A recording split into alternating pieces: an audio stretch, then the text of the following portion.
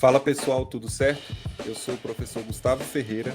E eu sou o professor Gustavo Batista. E esse é o fascinante mundo do sensoriamento remoto. O maior podcast em língua portuguesa de geotecnologias e sensoriamento remoto do mundo.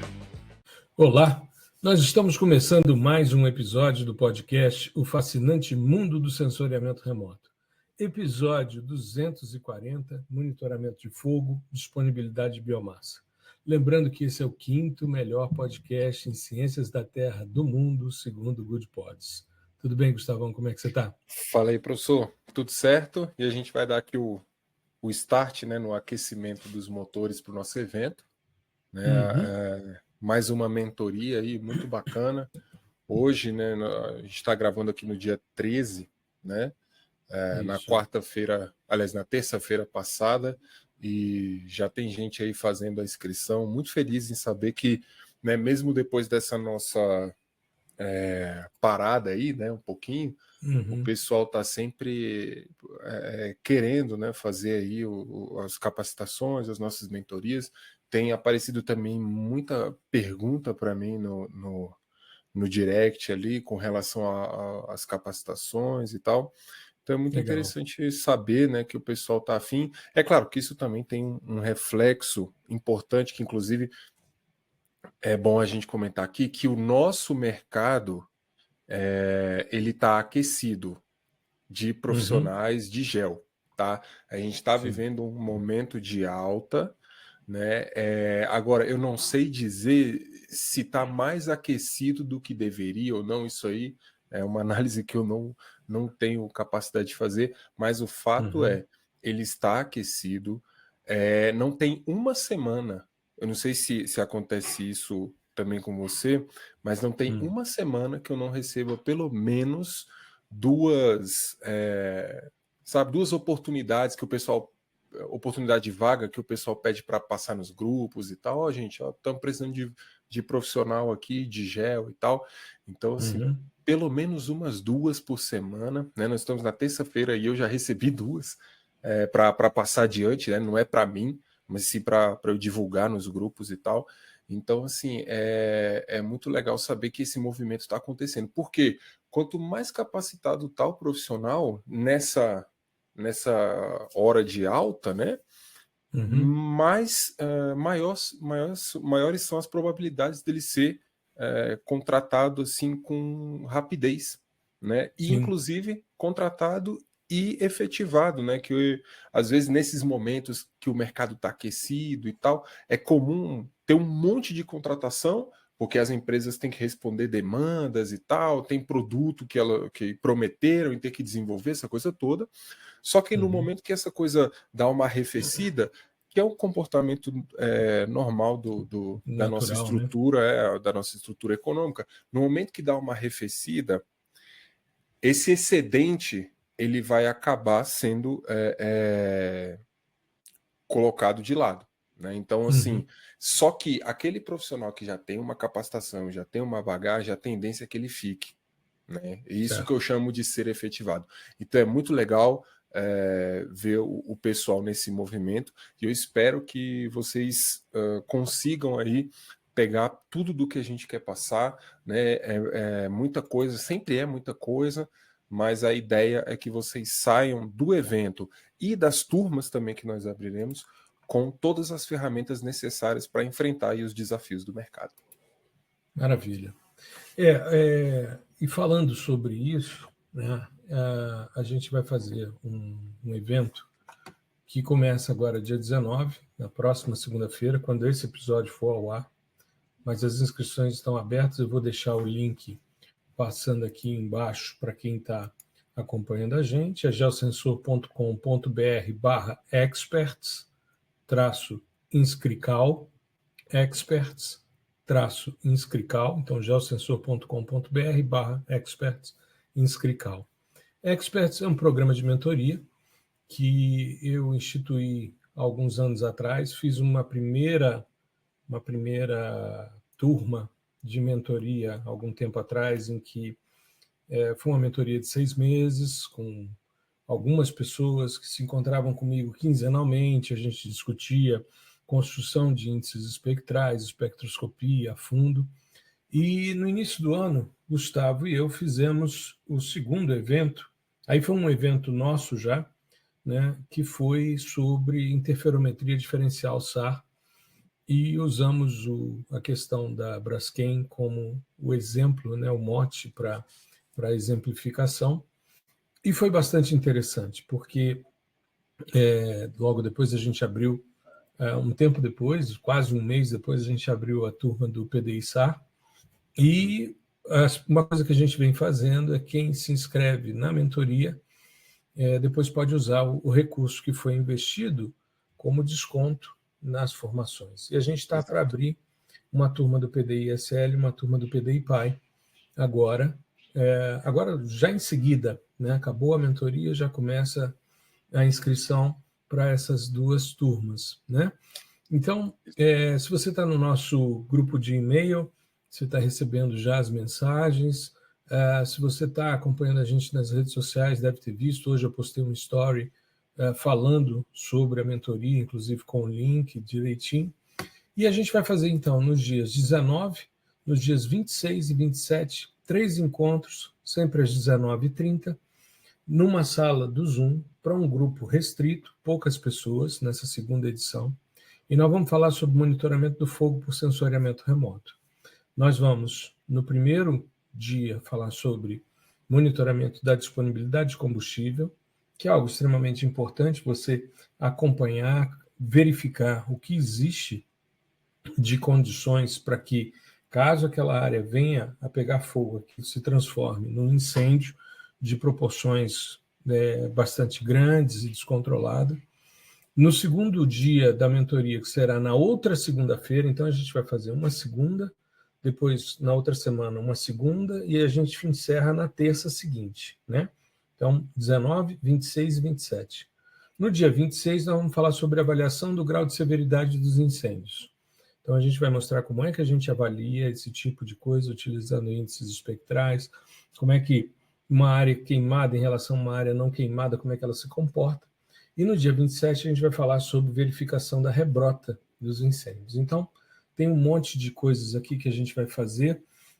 Vai ser uma mentoria cara a cara, né? Então as pessoas vão interagir com a gente, vão entrar na sala, vão poder abrir sua câmera, tirar suas dúvidas ali de forma presencial, síncrona, né? Melhor dizendo, e ter essa oportunidade de interagir com a gente, né? Tanto comigo como com o professor Gustavo Ferreira.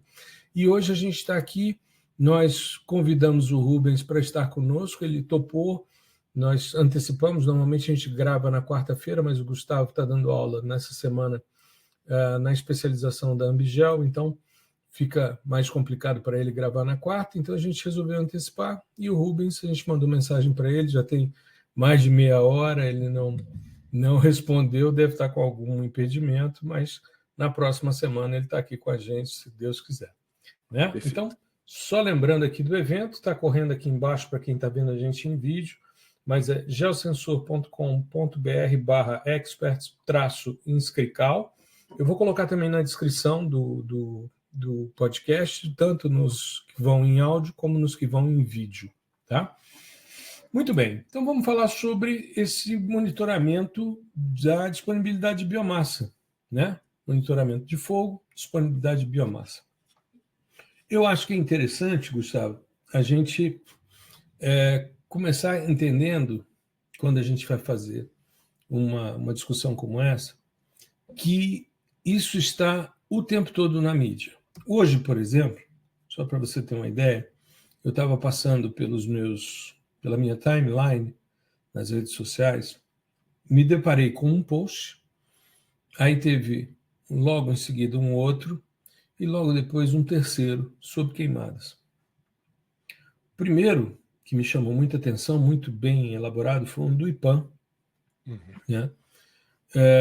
IPAM_Amazônia, em que eles trazem como card principal, inclusive eu coloquei nos stories, temporada de fogo, o que fazer? Como o Brasil deve encarar a temporada de fogo diante de uma seca sem precedentes? E aí o card seguinte continuando a redução do desmatamento, beleza? Então, nós já falamos sobre monitoramento de degradação de áreas, de desmatamento, né? É um tema que volta e meia a gente traz aqui, desmatamento da Amazônia, né? E fala sobre esse tipo de técnica, utilizando, por exemplo, as lógicas de séries temporais, de detecção de mudanças, engajando e fortalecendo brigadas, né? As brigadas anti-incêndio, olha que trava-língua horroroso, decretando moratórias temporárias e incentivando o MIF. O MIF é o Manejo Integrado de Fogo, né? A gente vai falar sobre isso. E aí, veja, hoje, essa postagem, logo depois uma outra do USGS falando sobre incêndios, mostrando as imagens do Landsat 9, monitorando um grande incêndio que está ocorrendo na Grécia. E, ao mesmo tempo, eu fui participar hoje de um evento aqui na Universidade de Brasília, que é um projeto de pesquisa coordenado por um brasileiro que é professor na Universidade da Flórida, financiado pelo Goddard Space Flight Center da NASA, e que ele está buscando parcerias. Então, ele está fazendo um evento de 3 dias, inclusive me encontrei com meu amigo Murilo Cardoso, né, que está com a gente na divulgação de ciências em redes sociais e já teve em podcast, já teve aqui com a gente, é um amigo muito querido. E tive com o Murilo, né, e com vários ex-alunos meus e atuais alunos, orientandos, participando, professores, enfim, amigos que trabalham na área. Então, muita gente da área do MAP Biomas, estava lá a Anne Alencar, que é a coordenadora do MAP Biomas Fogo e do MAP Biomas Cerrado, né? E o Tasso Azevedo, coordenador-geral do MAP Biomas, foi falar. E o enfoque é carbono e sensoriamento remoto, tanto a modelagem de biomassa como a questão do fogo. Tanto que amanhã eles desmembram, vai ter uma sessão fogo, uma sessão carbono. Então, está acontecendo isso tudo ao mesmo tempo e a gente promovendo um evento como esse. Então, é interessante, como você falou, primeiro, o mercado está em alta, e esse é um tema que está sendo discutido à exaustão, porque as pessoas precisam monitorar e entender como evitar desastres significativos, com perdas de vidas, como nós vimos em Portugal em 2017. Os incêndios de Portugal do ano de 2017 levaram a óbito 100 pessoas. Então, é uma coisa terrível, terrível. Não é só uma perda material, mas você tem perda de vidas humanas, além de perda de biodiversidade, que é algo também terrível. Então, é extremamente importante a gente avaliar. E pegando esse gancho, por que falar sobre disponibilidade de biomassa? Justamente por causa do manejo integrado de fogo. Esse ano, né, nós tivemos uma legislação, deixa eu pegar aqui o dado certinho, eu até fotografei para poder, enquanto o pesquisador do ICMBio falava, eu fotografei justamente para a gente poder utilizar essa informação aqui no nosso podcast, né? Mas, então, a Lei 14.944, de 31 de julho de 2024, Política Nacional do Manejo Integrado de Fogo. Então, é algo extremamente importante a gente entender a disponibilidade de biomassa justamente para fazer isso, né? E eu queria começar fazendo uma contextualização a respeito dessa questão. Eu já tive a oportunidade, no incêndio de Braga, que foi o segundo incêndio de 2017, de Portugal, eu fazia parte de um grupo de pesquisa da Universidade do Minho, no norte de Portugal, e nós fizemos, foi minha última participação com eles, depois veio a pandemia, a gente chegou a fazer um trabalho ainda no Parque Nacional da Chapada Diamantina, que uma amiga estava fazendo doutorado nesse grupo, e aí eu participei da publicação, das discussões, mas esse trabalho foi muito interessante porque, em 2017, nós tivemos o segundo grande incêndio, que foi o incêndio de Braga, também no norte de Portugal, que vitimou umas 40 pessoas. Ele aconteceu num momento extremamente complicado para a gente fazer monitoramento, que foi o furacão Ofélia. Normalmente os furacões se formam na costa da África, pegam os contralisos do hemisfério norte e vão em direção à América do Norte, região ali do Caribe, depois a Flórida, depois elas sobem e aí vão. Esse se formou no meio do Atlântico e vem em direção a Portugal. Ele fez uma trajetória atípica naquele ano. E para a gente ter uma noção do monitoramento, é importante a gente ver a condição um pouco antes do incêndio. A gente tem uma compreensão de como estava a situação um pouco antes do incêndio.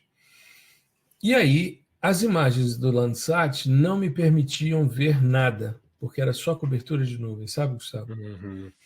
Mas, como a gente tem Sentinel-2 A e B, 180 graus cada um, né, distante um do outro, em 180 graus, a cada 5 dias você tem uma nova cena. E eu consegui uma cena que era emblemática. O norte da cena era nuvem e a parte de baixo era justamente a área que queimou, sem nuvem. E detalhe, a cena umas 3, 4 horas antes do incêndio. Ou seja, era a condição que logo depois gerou, o incêndio, né? E aí eu fui investigar essa área. Para a gente falar de biomassa, normalmente a gente precisa da disponibilidade de biomassa para queimar, de combustível, melhor dizendo, disponibilidade de combustível. A gente precisa avaliar 3 componentes da vegetação e a gente pode fazer isso tudo por sensoriamento remoto: verdor, umidade e senescência. Verdor, normalmente a gente utiliza índices que mostram o quê? O vigor fotossintético da área. Né? Aí é o que todo mundo conhece, né? Exato. É NDVI, é EVI, é SAV, ou seja, são os que mostram como as folhas estão. Eu assisti uma palestra agora à tarde de um professor da área de florestal, bem tradicional mesmo, falando ali de eucalipto e dizendo, não tem conversa, quer entender fotossíntese, tem que ver a folha. É a folha que faz fotossíntese. Sim. Então, vê como é que está. E a gente se deparou com uma situação, Gustavo, que eu não sei se você já teve oportunidade de ver. Uma cena cujo valor de NDVI era igual a 0,98. Valor médio das áreas que queimaram e das áreas que não queimaram de vegetação. 0,98. Eu nunca vi um NDVI tão alto. Teve pixels com valor igual a 1. Uhum. E se esse era o valor médio, você tinha valor mais alto. Mais alto. Exato. Nunca tinha visto naturalmente, refiz os cálculos e tal. Eu nunca tinha visto. Mas é uma floresta de pinheiros, estilo coníferas, muito verde, muito vigorosa e tal. E aí um problema, porque o verdor ele era igual nas duas áreas, na área que queimou e na área que não queimou. Igual. Umidade. Umidade você tem vários índices, você tem o Normalized Difference Moisture Index, né, o NDMI, que é uma relação NI-SWOR, 1. Você tem um outro que é o índice de infravermelho por diferença normalizada, que te mostra uma relação do NIR em relação à região da banda 5 também, essa variação, né, que seria relativa a essa questão da umidade, enfim. E as duas áreas com umidades parecidas também. Aí eu falei, cara, e agora, né? Aí fui testar a senescência, que é o envelhecimento da planta. E aí a gente matou a questão. A área que queimou era mais antiga, mais velha, mais senescente do que a área que não queimou. E aí fizemos, claro, toda uma análise discriminante de Fischer, né, para verificar, a partir daqueles componentes, quais eram as amostras que se separavam uma da outra, e a gente viu que todas as áreas se separavam. as áreas que queimaram e as áreas que não queimaram, à exceção de uma amostra só de uma das amostras que houve confusão, mas todas elas estavam separadas nos quadrantes específicos. Uma discretização muito interessante, né? Uma análise discriminante, então discretiza muito bem um alvo do outro. E aí eu fui fazer essa análise, componente a componente, cheguei à conclusão de que era a senescência da área. O que é interessante é que ali eu tenho um indicador que eu posso utilizar para um sistema de alerta, que foi o que eu desenvolvi com o Lucas na tese dele, que depois saiu publicado naquela revista, acho que é Caminhos da Geografia, ou é Sociedade e Natureza, não me recordo bem ao certo. Eu vou dar uma olhada depois aqui no meu currículo, mas é uma daquelas revistas do Instituto de Geografia da Universidade Federal de Uberlândia. E aí, dentro desse contexto, o Lucas fez isso. A gente pegou vários incêndios florestais no Parque Nacional de Brasília, avaliamos usando o Google Earth Engine a questão do verdor, da umidade e da senescência, para a gente saber, bom, as áreas que queimaram têm essas características. Quando eu chegar nessa área, me mostre as áreas que são prioritárias. Por quê? Porque aí eu vou lá e faço o manejo integrado, ou seja, eu queimo aquela área no momento mais apropriado e, com isso, eu evito que, no caso de uma queimada, que a coisa se perca, né, que se perca o controle e isso saia detonando toda a área, né? Sim, sim. A senescência, ela contribuiu para maior disponibilidade de combustível, né? Isso, exato. No caso de Braga, sim. No caso de Uhum. Braga, sim. E isso é importante Normalmente é uma também, né? Porque conjugação. Normalmente é uma tem conjugação dos três componentes. sim, tem essa questão espacial, né? Não é Uhum. o que aconteceu em um lugar, em termos de parametrização, não vai ser o mesmo que aconteceu no outro, num bioma Não, diferente, em condições morfoclimáticas diferentes, né? exato. Aquilo vale para aquele contexto, para aquela vegetação. Por isso que é legal você fazer o monitoramento das áreas que queimaram, para você ver antes de queimar como era a condição das três variáveis, né? Disponibilidade de biomassa ali, a questão da disponibilidade de umidade daquela vegetação e o quão velha ela se encontra, né? O quão senescente, para a gente poder dizer aqui é uma área que precisa de manejo integrado de fogo. E é interessante porque o manejo integrado de fogo, ele sendo feito de forma correta, ele vai realmente minimizar. Né? Você vai ter os aceros, você vai ter as áreas que queimaram, que diminuíram biomassa. As pessoas muitas vezes falam, pô, mas vai diminuir biomassa? Sim, você precisa diminuir, porque senão aquilo dali vai se acumulando, se acumulando, se acumulando, e quando vier um incêndio, Isso. aquilo, Ela né, também perde-se o contribui, controle. né? Ela Sim, também tem contribuição. é. Isso Até é porque é uma importante. dinâmica ecossistêmica, né? Uhum. Se você pensar, por exemplo, no Cerrado, onde nós estamos, se você pensar que o fogo é uma dinâmica que faz parte da ecologia desse bioma, ele sempre vai ocorrer, né? É uma forma, inclusive, da quebra de dormência de sementes de diversas espécies. Mas é claro que depende da fitofisionomia. Se você pegar fogo, se você deixar pegar fogo em matas de galeria, em veredas, em turfeiras, aí é uma degradação violenta. Agora, no cerrado, senso estrito, no campo limpo, campo sujo, no cerradão, isso faz parte da dinâmica, né? Mas você precisa manejar para evitar danos maiores, né? Sim. É a questão da escala de novo, né? Porque a gente que estuda essas questões tá mais ligado nessa separação das fitofisionomias, né? O que está dentro daquela caixa que a gente chama de cerrado, né? Mas para a Uhum, maioria das pessoas, o cerrado é aquele polígono meio losango, assim, né? Delimitado ali na uhum, porção central do Brasil, e é isso, tudo que está ali dentro é cerrado. E aí, uhum, a comunicação tende a ser, né, dentro do bioma cerrado existe a dinâmica do fogo. Pá, então pode queimar tudo que está ali dentro. Se tudo que está ali dentro é cerrado, né, então uhum. vira meio consenso comum. mas é importante a gente fazer essa diferenciação, porque não é toda fisionomia, toda fitofisionomia que tem essa dinâmica, né? É importante, inclusive, em alguns locais, por exemplo, esses, né, de mata de galeria, turfeira e tal, é importante até para a manutenção da própria fauna você não ter esse tipo de atividade, né? E a fauna que vai ajudar, inclusive, na questão enfim, de fertilização dos solos ali, para deixar aquela vegetação sempre exuberante, né, e mais, vamos dizer, mais densa, né, do que a gente está acostumado quando se diz cerrado, né? Então, assim, tem todo um ciclo, é sempre um equilíbrio, né, de sistemas diversos, e cada sistema com a sua complexidade, né? E esse equilíbrio tende a ser cada vez mais frágil. Exato, exato. Tanto que quando você está avaliando, né, a biodiversidade de uma área, um dos componentes importantes é quantas vezes essa área queimou.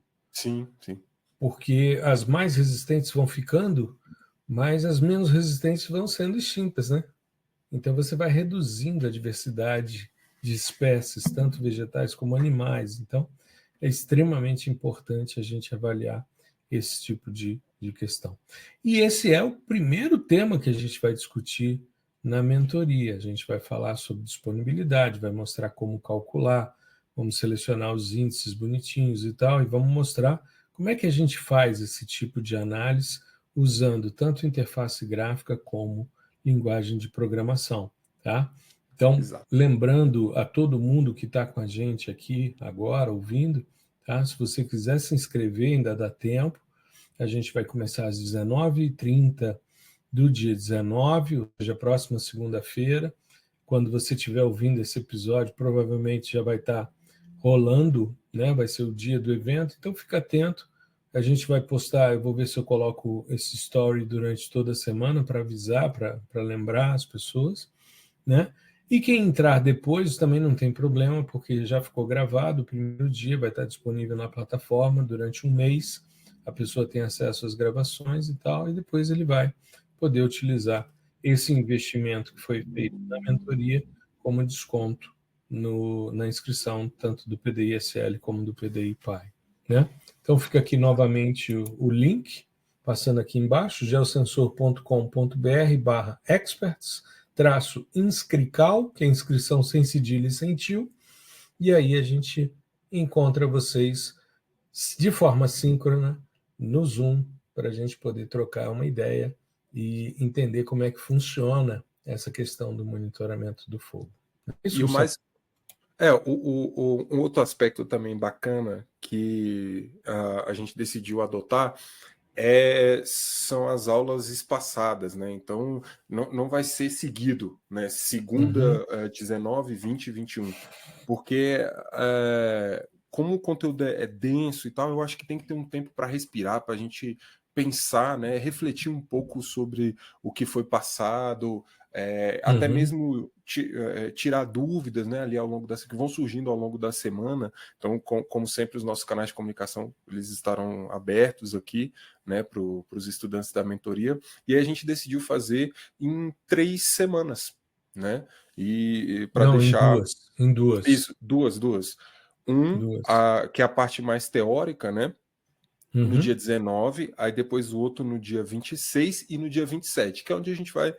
No dia 27 a gente concentra um pouco mais da parte prática, né? Então, toda a carga teórica a gente concentra nos primeiros dias para vocês terem esse tempo para pensar um pouquinho sobre o que foi passado, nas aplicações, fazer as relações, né, entre o que acontece na vida real e o que é passado na teoria, o que a gente enxerga nas imagens. Eu acho que isso é muito importante, né? Inclusive, ontem chegou uma pergunta lá na caixinha de perguntas sobre essa questão de, para quem não tem muita vivência, né, por onde começar a estudar, como você começa a estudar, né? Claro que isso é muito individual, mas eu acho que no nosso caso aqui, fazer essa associação entre o que você vê nas bases, nos conceitos ali, nos fundamentos, e o que acontece na resolução de um problema prático é muito importante, né? Por exemplo, toda a questão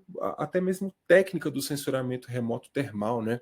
O que a gente consegue identificar naquela porção específica ali do infravermelho, né? Por que os sensores termais do Landsat não são indicados para focos de calor, né? Para a gente identificar a temperatura daquilo, porque existe uma lei ali, né, da física que governa, né, essa questão toda né, leis da termodinâmica. Então você consegue, eu acho que fazer essa conexão, essa associação é a forma mais, vamos dizer assim, mais eficiente, né, no geral, para construir conhecimento, né? Então a gente vai deixar isso uma semana de delay para vocês pensarem bastante aí no que foi passado, né, em todas as questões que a gente vai levantar, e é claro, a gente vai passar a semana inteira aqui para responder também as dúvidas, né? A gente pode fazer, inclusive, um episódio de podcast também sobre dúvidas, né, que surgiram na mentoria. Eu acho importante passar esse ponto, né? E vai ser bem bacana, vai ter muita teoria, muita prática, programação também, né, como o professor falou. Então a gente vai passar a parte prática em software com interface gráfica e programação também em Python, tá? Somente se sobrar um tempinho, eu mostro também alguma coisa em R, né? Se o pessoal quiser, mas na maioria dos casos vai ser ali, a princípio, né? Vai ser tudo em Python para a gente deixar no padrão. Então vai ser bem bacana, e eu acho que a gente inaugurou aqui muito bem essa minissérie sobre essa questão de monitoramento do fogo por sensoriamento remoto. Exato. No próximo episódio, a gente vai falar sobre severidade e sobre rebrota, porque são variações de um mesmo tema, né? E aí a gente vai tratar isso. E por isso que a gente também vai conseguir fazer segunda e terça na segunda semana, porque são índices próprios, são muito próximos, muda um detalhezinho em relação ao outro para entender o que é severidade queimada e o que é rebrota, né? Perfeito. É isso. Maravilha. Conseguimos, então, dar o nosso recado aqui. Espero que tenha despertado o interesse seu em relação ao monitoramento do fogo por sensoriamento remoto, e a gente se vê no evento. Lembrando, geosensor.com.br/experts-inscrical. Vou colocar na descrição também do episódio. Tá legal? Um grande abraço, uma boa semana, tudo de bom. Gustavão, fique bem, se cuide. Tudo de bom, um abraço. Abraço, professor, abraço, pessoal, até mais. Muito obrigado por prestigiar o nosso podcast. O fascinante mundo do sensoriamento remoto.